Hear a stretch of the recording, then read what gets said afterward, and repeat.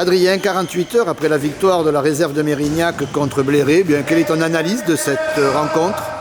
C'est un match, déjà il était important de prendre les 3 points, donc ça le contrat il a été rempli. C'est une équipe qui montait de National 2, donc dans la course au maintien c'est important. Après j'ai trouvé qu'on n'avait pas très bien défendu, en 32 buts.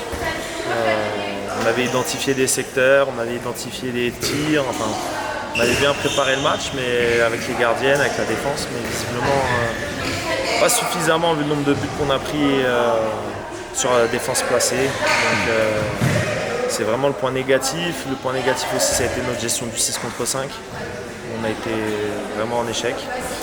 Oui, la supériorité numérique, tu veux dire? Ouais, sur la supériorité numérique. Donc pas mal de points à travailler. De toute façon, on est sur le début de saison, donc on sait, dans notre contexte où les joueuses ça fluctue d'une semaine sur l'autre, on sait qu'on est en construction, donc ça prend du temps. Mais c'était des choses où, en tout cas défensivement, je pensais qu'on était un petit peu plus stable et c'est un peu frustrant. J'ai trouvé qu'une certaine Maëva Guillerme, qui est venue faire une pige avec vous, avait fait un gros travail défensif sur ce que j'ai vu.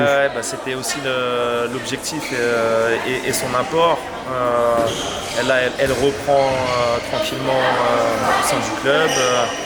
Elle a proposé ses services, elle est bien physiquement, même s'il y a encore du chemin à parcourir, mais elle est plutôt bien. Et puis défensivement, c'est une grosse plus-value. En poste 2, elle amène un autre registre.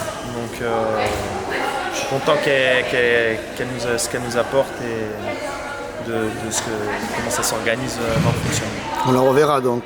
Il y a de grandes chances. Point positif au-delà de la victoire. Franchement, on a couru, mais ça doit rester notre fonds de commerce. C'est ce que j'avais un peu expliqué en début d'année quand on s'était vu. On doit être capable de courir pendant 1 heure et dans les 2 sens. Donc ça, c'est un premier point. Un deuxième point, c'est que même dans le creux de la vague, on a su faire preuve de ressources. Quand Bléré revient à un but, on ne s'est pas affolé, un peu à l'image de ce qu'on avait fait contre Florac, où on est revenu un petit peu on s'est recentré sur nous, sur nos forces. Et derrière, ça nous a permis, on marque un but important. Derrière, on défend, on met une contre-attaque. Enfin, on s'est rappuyé sur nos valeurs et c'est quand même un point positif, c'est que le groupe, malgré sa singularité, son jeune âge, dans les moments de doute, finalement, ça ne se pose pas tant de questions et ça essaye de refaire les choses comme c'est prévu, et ça c'est plutôt satisfaisant.